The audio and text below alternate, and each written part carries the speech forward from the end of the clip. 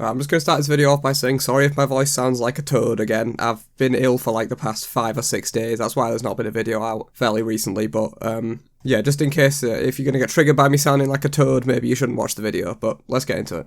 So today we're going to be doing something a little bit different. I'm going to be starting up a potential series that goes in depth analysing gameplay from some of my ranked games. This is going to be a post-game analysis sort of thing, not a live commentary.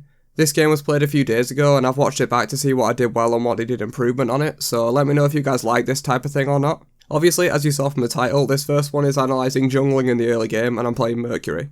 But I could do this for other roles, or the gods, or the topics, and I'm probably going to do one for like analysing a team fight as well if you guys want to see that sort of stuff, so let me know what you want to see. But let's get right into it. Currently I'm Diamond 2 in Ranked Conquest, but this game was played and recorded when I was Diamond 3, so keep that in mind. So this game starts off pretty normal. It was basically just the normal speed buff start. Scylla was helping with her ability before going to lane. She puts it down quite well actually, saving a lot of time getting her to mid lane. Mercury's early game clear is decent with the katana start, so that was a pretty good start for me. Now, here I go to rush the red buff instead of going like back camps and then blue or mid camps or something like that. There's a couple of reasons for this. The first one being, I find it easier to hit level 2 without like even needing to leech anything from mid. If you just go speed red mid camps, you're level 2 straight away after that, so. And I especially like that on Mercury because you can immediately gank mid with your dash and either get someone's beads or get an early first blood. Another reason I did this is to get my Scylla her red early on. Since her clearing damage suffers quite a lot in comparison to Ra, I thought she might suffer a bit in the early game, so I decided to get her a red as early as possible. But that's enough about that, moving on. So here, Scylla grabs her red and I go for mid camps. And it's right as the waves are about to meet, so the timing works out really well here, as I hit level 2 off the mid camps right as Ra pushes up to the wave to clear, because normally you're not expecting a jungler to be there right at the second wave, because most junglers go and do blue. But because of the start that I did rushing red so quickly, I'm able to get into mid right as the second mid wave meets, and then I just fuck the Ra up. So I'm simply allowed to walk up to him for free and just start hitting him. With all his abilities down, it was a free kill pretty much, since I'm so much faster than him with the katana movement speed and speed buff. We could have definitely played this fight a little better. Scylla missed both her abilities and I did miss an auto attack or two, but we got his beads and we killed him at level 2, which is a really big hit to his early game. Fenrir just wasn't here in time because of the way he started the game, like I said, so that allowed us to play aggressive, get the kill, get his beads early on and get off to a nice start in this game. I'm okay with that. So here we check right mids and they're down. Fenrir must have taken them as he came to mid instead of helping Ra. Lol. I know his back harpies must have respawned by now, so I immediately go for the invade on this to starve the Fenrir of the XP early on. Scylla stays mid, which was nice. She kept Fenrir busy and stopped him from rotating to counter my invade. So here we share one more wave in mid. We might have been able to kill Ra here, but it would have been a bit risky since Fenrir was lurking in the jungle, so we just take the wave and then my speed is right about to respawn, so I go for that immediately. Having your speed on you as much as possible is insanely important for Mercury's early game, since he needs the speed to stick to people with auto attacks and also it gives him extra power, which is really nice. So I go for that immediately here. So right here, I considered recalling and buying tier 2 boots to heal and get some mana back, but I decided to stick around since I was only 500 gold off full warrior tabby, which is an insane power spike for Mercury, so I decided to stick around and keep pushing my lead over this enemy Fenrir. So we played this wave pretty passive. Even with my lead, Fenrir can still be very scary at level 4 if he takes rank 2 Brutalize. I notice here after the wave that my entire jungle is down except for my left back harpies, which really aren't worth the time to go for since I'm so far away at this point. So I looked for a red buff invade, but I wasn't sure if it was up or not. So instead I decided to push my level 5 advantage that no one else on the map had at that point other than solo, and go for a gank on dual lanes because they're very far pushed up. Honestly, I think if anything, this gank decision on dual lane was what won us the game. Since I said I'm the only one level 5 except for solo laners, so I just decided to use my ultimate to out-rotate the Fenrir and get a pretty easy nice Merkle into dual lane. Unfortunately, RTO sees me at the last second and the ult ends up missing. It would have been nice to hit it, but honestly, no one on the enemy team was in position to defend, plus my dual lane already had a lead from their first blood. So it's a pretty easy kill here. I decided to go straight on the Ula because he's out of mana and also the priority target because RTO could potentially just stun and dash away. Ula had no way to stop me killing him really. And this is what I mean by this is the play that won us the game. It got the duo even further ahead and also allowed me to finish my warrior tabby on my first back, which is really insane. And I also had to spare money for 2 wards as well, which I should really be using to ward enemy buffs for invades. I ended up warding mid with them because still I didn't have any wards on mid, but usually I like to aggressive ward enemy buffs when I'm this far ahead and go for invades. So coming out of base here, my speed is coming up soon, but I have just enough time to snag the left back harpies before I go to speed, so I do that for a little bit of extra farm. Purple buff can be handled by dual lane on their own and red buff is down, so I have no reason to be on the left side of the map for that, so I just go to get my speed.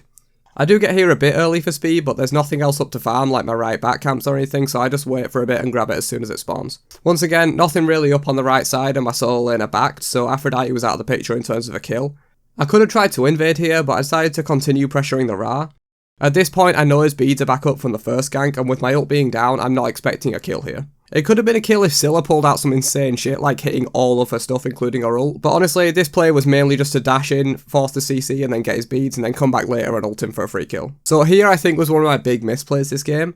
I kinda get lost and don't really know what to do at this point, so I go check the enemy red buff. It's down of course because their Ra had it literally on him 5 seconds ago and I wasn't paying attention when I ganked him. Here again I'm not expecting a kill, this is just to force him back a bit so I can get right mids and then just about get in range for one of the left mid harpies as well. At this point in the game my priority is looking to farm for Stonecutting Sword, but also look for a potential kill on Ra since his beads are down for about another 2 minutes-ish. However, Scylla ends up soloing the Ra here anyway, so I just decided to put some pressure on solo lane. While Agni was already winning his lane quite a bit, you can't just let Afro free farm all game, so I decided to go shut her down a bit after getting this farm. So I actually end up spotting Fenrir here, trying to gank the Agni. In hindsight, I probably should have just dashed straight out the Fenrir for the CC instead of trying to get an ult off, but it worked okay since I hit this sick double ultimate on both of them, which we then split up to secure both kills. I go on Afro with my dash and Agni goes on Fenrir with all of his ults and his stuff. Aphrodite ults here, I'm not really sure why to be honest, she was clearly dead no matter what she did, I was just too fast for her. She should have ulted when I CC'd her earlier unless it was down or something. But anyway, 2 nice kills in solo really opens up the map quite a bit, and put the Afro and the Fenrir pretty much out of the game at this point. So I took a rather long route back to my speed buff here.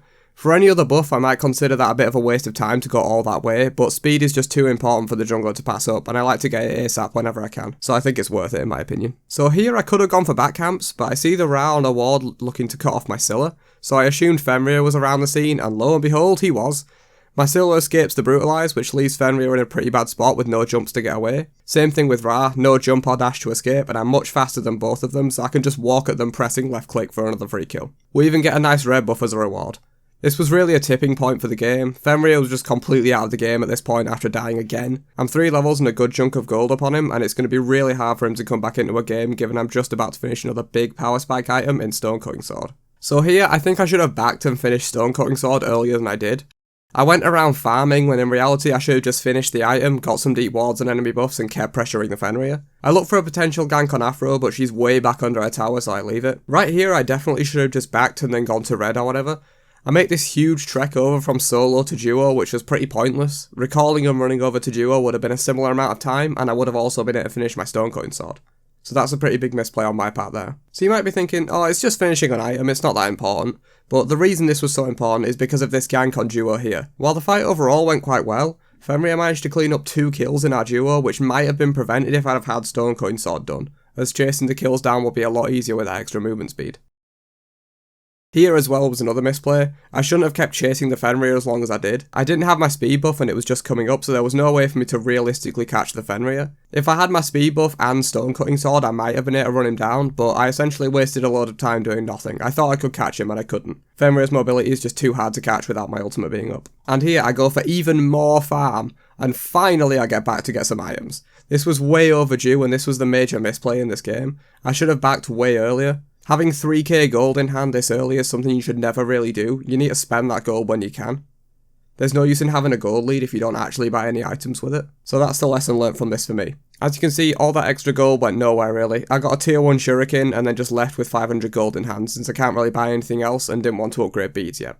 Still, I did finish Stonecutting Sword, which is a really big power spike for Mercury. The rest of this game isn't really too noteworthy, it's mostly just the same stuff. Just getting a few more kills and this ended at about 10 minutes 30.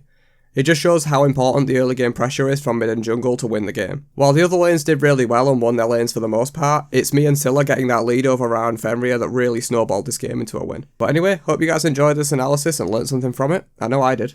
I'd say that pathing and recall times are the 2 things I need to work on from this game. Also, keeping track of relic cooldowns will be nice as well. I did well tracking Ra's beads that first time, but I need to pay attention to other people's as well. But all in all, we did pretty damn well shutting out that Fenrir as a Mercury early on. Let me know if you guys want to see more of these post-game analysis type of videos in the future. Stuff like winning dual lane pressure, the solo lane 1v1, objective attempts, team fighting, sieging, anything like that really, and I'll probably do more of these if you guys like them. But anyway, I'll catch you guys in the next video. Peace out, nerds.